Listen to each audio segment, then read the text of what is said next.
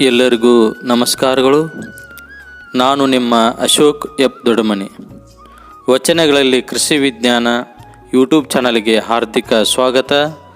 ಶಿವಶರಣ ಹಡಪದ ಅಪ್ಪಣ್ಣವರ ವಚನದಲ್ಲಿ ಕೃಷಿ ಬೇಸಾಯದ ಜಮೀನನ್ನು ಹಸುನು ಮಾಡಿ ಬಿತ್ತನೆಗೆ ಸಿದ್ಧಗೊಳಿಸುವ ಹಾಗೂ ಉತ್ತಮ ಬೀಜ ಬಿತ್ತುವ ವೈಜ್ಞಾನಿಕ ವಿಶ್ಲೇಷಣೆ ಕಾಣಬಹುದು.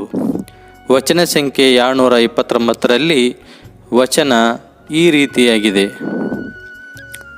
ಹಸನ ಮಾಡಿ ಹರಿಗಿ ಹೊಲದಲ್ಲಿ ಕಸವ ಬಿತ್ತುವ ಮರುಳರಂತೆ ವಿಷಯ ಸುಖಂಗಳಿಗೆ ಹುಸಿಯನೆ ನುಡಿದು ಘಸನೆಗೊಳಗಾಗುವ ಮನುಜರತ್ತ ಬಲ್ಲರೋ ಮಹಾಗಣ ಗುರುವಿನ ನೆಲೆಯ.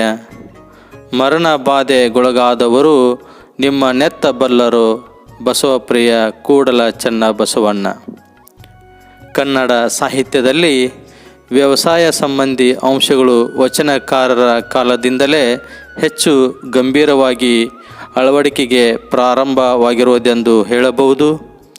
ಬರೀ ವ್ಯವಸಾಯದ ಬದುಕು, ಬವಣೆ, ಒಕ್ಕಲಿಗರ ಚಿತ್ರಣಗಳಷ್ಟೇ ವಚನಗಳು ಕಟ್ಟಿಕೊಟ್ಟಿಲ್ಲ.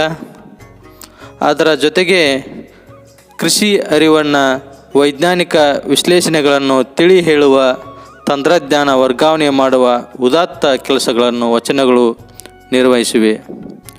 ಈ ಹಿನ್ನೆಲೆಯಲ್ಲಿ ಹಡಪದ ಅಪ್ಪಣ್ಣವರು ತಮ್ಮ ವಚನದಲ್ಲಿ ಜಮೀನನ್ನು ಹಸುನು ಮಾಡಿ ಬಿತ್ತನೆಗೆ ಸಿದ್ಧಗೊಳಿಸುವ ಬೇಸಾಯ ಕಲೆಯನ್ನು ಉಲ್ಲೇಖಿಸುತ್ತಾ ಕೃಷಿ ವಿಜ್ಞಾನದ ಹಲವಾರು ತತ್ವಗಳು ಅಡಕವಾಗಿವೆ ಎಂದು ಹೇಳುತ್ತಾರೆ.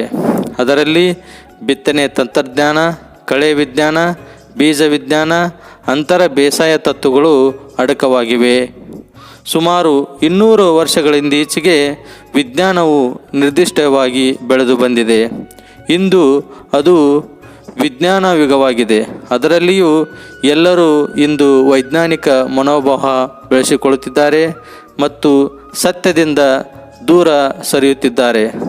ಮೂಲ ಶಕ್ತಿಯ ಅರಿವನ್ನು ಮರೆಯುತ್ತಿದ್ದಾರೆ. ಅದನ್ನು 12ನೇ ಶತಮಾನದಲ್ಲಿ ನಾವು ವಚನಗಳ ಮೂಲಕ ವೈಜ್ಞಾನಿಕ ಸತ್ಯಾಸತ್ಯತೆಯನ್ನು ಇಲ್ಲಿ ಕಾಣಬಹುದು. ಹೊಲವನ್ನು ಹಸುನು ಮಾಡಿ ಒಳ್ಳೆಯ ಬೀಜಗಳನ್ನು ಬಿತ್ತಬೇಕು ಅಂದಾಗ ಒಳ್ಳೆಯ ಫಸಲು ಬರಲು ಸಾಧ್ಯ. ಅದನ್ನು ಬಿಟ್ಟು ಕಸವನ್ನು ಹಾಕಿದರೆ ಬಹು ಬೇಗನೆ ಹಸನಾದ ಹೊಲದಲ್ಲಿ ಕಸ ಬೆಳೆದು ಬಿಡುತ್ತದೆ. ಅಂತೆಯೇ ಮನುಷ್ಯರು ಪಂಚೇಂದ್ರಿಯಗಳ ವಿಷಯಗಳಾದ ಕಾಮ, ಕ್ರೋಧ, ಲೋಭ, ಮೋಹ, ಮದ ಮತ್ತು ಮಸ್ತಗಳೆಂಬ ಅರಿಷಡ್ವರ್ಗಳೆನ್ನುವ ಬೀಜಗಳನ್ನು ಬಿತ್ತಿದರೆ ಕಸವನ್ನೇ ಬೆಳೆಯಲು ಸಾಧ್ಯ. ಇವುಗಳನ್ನು ಈಡೇರಿಸಿಕೊಳ್ಳಲು ಏನೇನೋ ಸುಳ್ಳುಗಳನ್ನು ಹೇಳುತ್ತಾರೆ. ಪಂಚೇಂದ್ರಿಯಗಳ ಸುಖ ಕ್ಷಣಿಕವೆಂಬುದನ್ನು ಸಹ ಮರೆಯುತ್ತಾರೆ. ಹೃದಯವೆಂಬ ಹೊಲದಲ್ಲಿರುವ ಅರಿಷಡ್ವರ್ಗಗಳನ್ನು ಕಿತ್ತು ಹರಿಗಿ ಸ್ವಚ್ಛ ಮಾಡಿಕೊಂಡ ಮನುಷ್ಯ ಮತ್ತೆ ಅರಿಷಡ್ವರ್ಗಳೆನ್ನುವ ಬೀಜಗಳನ್ನು ಬಿತ್ತಿದರೆ ಕಸವನ್ನೇ ಬೆಳೆಯಲು ಸಾಧ್ಯ. ಏಕೆಂದರೆ ಅವೆಲ್ಲ ಕಸಗಳೇ. ಅವುಗಳನ್ನು ನಾವು ದೇಹವೆಂಬ ಹೊಲದಲ್ಲಿ ಹಾಕಿಬಿಟ್ಟರೆ ಕಸವ ತಾನೇ ಬೆಳೆಯಲು ಸಾಧ್ಯ. ಉತ್ತಮ ಬೆಳೆಯನ್ನು ನಿರೀಕ್ಷಿಸಲು ಹೇಗೆ ಸಾಧ್ಯವಾಗುತ್ತದೆ? ಇಂಥವುಗಳನ್ನು ಇಟ್ಟುಕೊಂಡು ಭಗವಂತನನ್ನು ಕಾಣಲು ಹೇಗೆ ಸಾಧ್ಯವೆಂದು ಹಡಪದ ಅಪ್ಪಣ್ಣವರು ಕೇಳುತ್ತಾರೆ. ಬಿತ್ತನೆಯಂತೆ ಬೆಳೆ, ಬೀಜದಂತೆ ವೃಕ್ಷ. ಯಾವ ರೀತಿ ರೈತರು ಭೂಮಿಯನ್ನು ಉಳುಮೆ ಮಾಡಿ ಬೀಜ ಬಿತ್ತುತ್ತವೆಯೋ ಬೆಳೆಯೂ ಸಹ ಹಾಗೆ ಕೈ ಸೇರುತ್ತದೆ. ಅಲ್ಲಿ ಉದಾಸೀನಕ್ಕೆ ಅಥವಾ ಅವಸರಕ್ಕೆ ಸ್ಥಾನವಿಲ್ಲ. ಅದೇ ರೀತಿ ಯಾವ ಬೀಜ ಹಾಕಿದರೆ ಅದರಂತೆ ಮರ ಹುಟ್ಟಿ ಬೆಳೆಯುತ್ತದೆಯೋ ಬಿತ್ತನೆ ಬೀಜ ಉತ್ತಮ ಗುಣಮಟ್ಟದ್ದು, ಕೀಟ ರೋಗಾಣುಗಳಿಂದ ಮುಕ್ತವಾಗಿರಬೇಕು. ಅಂದರೆ ಸಾಮಾನ್ಯ ಅರ್ಥದಲ್ಲಿ ಬೇಡದ ಜಾಗದಲ್ಲಿ ಬರುವಂಥವು ಅನಪೇಕ್ಷಿತ ಹಾಗೂ ಬೇಕಿಲ್ಲದ ಕಸದ ಸಸ್ಯಗಳು. ಯಾವುದೇ ಒಂದು ಬೆಳೆಯಲ್ಲಿ ಅನಗತ್ಯ ಕಸದ ಸಸ್ಯಗಳು ಕಂಡುಬಂದಾಗ ಅವುಗಳನ್ನು ಕಸದ ಕಳೆಗಳು ಎನ್ನುತ್ತೇವೆ. ಕಸದ ಕಳೆಗಳು ಹೊಲದಲ್ಲಿ ಅಡ್ಡಿ ಇಲ್ಲದೆ ಬೆಳೆದು ಸಮಸ್ಯೆಗಳನ್ನು ಉಂಟು ಮಾಡುತ್ತಿರುತ್ತವೆ. ಬೆಳೆಗಳಲ್ಲಿ ಇರುವಂತೆಯೇ ಇವುಗಳ ಜೀವನ ಚಕ್ರವು ಸಹ ಸಾಗುತ್ತಿರುತ್ತದೆ.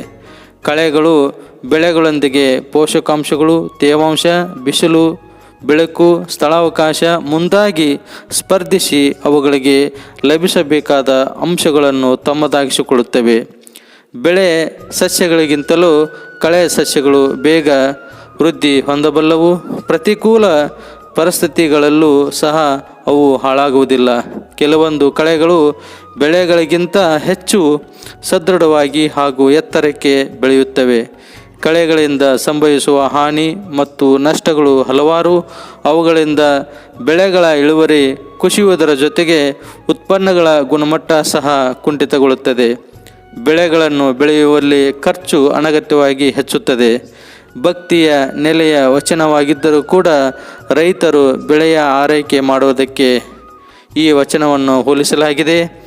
ಬೆಳೆಯನ್ನು ಹಾಳು ಮಾಡುವ ಕಸ ಕಿತ್ತು ಹದ ಬೆದೆಯ ನರಿತು ಹಸನು ಮಾಡಿ ಬೆಳೆ ಸುಳಿ ತೆಗೆದು ಬೆಳೆಯುವಂತೆ ಆರೈಕೆ ಮಾಡಬೇಕು. ಹಾಗೆ ಮಾಡಿದರೆ ಮಾತ್ರ ಒಳ್ಳೆಯ ಫಲ ಪಡೆಯಲು ಸಾಧ್ಯವೆಂದು ಈ ಒಂದು ವಚನದ ಮೂಲಕ ತಿಳಿದು ಬರುತ್ತದೆ. ಕ್ರಿಮಿಕೀಟಗಳಿಂದ ಕಾಪಾಡುವುದು ಮುಂತಾದ ಕ್ರಮಗಳನ್ನು ಮಾಡಬೇಕಾಗುತ್ತದೆ. ಈ ವಿಡಿಯೋ ನಿಮಗೆ ಇಷ್ಟವಾಗಿದ್ದರೆ ಲೈಕ್ ಮಾಡಿ, ಕಮೆಂಟ್ಸ್ ಹಾಕಿ ಹಾಗೂ ಎಲ್ಲ ರೈತ ಸಮುದಾಯಕ್ಕೆ ಶೇರ್ ಮಾಡಿ. ನಮ್ಮ ಯೂಟ್ಯೂಬ್ ಚಾನಲ್ ವಚನಗಳಲ್ಲಿ ಕೃಷಿ ವಿಜ್ಞಾನ ಸಬ್ಸ್ಕ್ರೈಬ್ ಮಾಡಿಕೊಳ್ಳಿ. ಮುಂದೆ ಮತ್ತೊಂದು ಕೃಷಿ ವಚನದೊಂದಿಗೆ ಮತ್ತೆ ಬರುತ್ತೇನೆ. ಧನ್ಯವಾದಗಳೊಂದಿಗೆ ನಮಸ್ಕಾರಗಳು.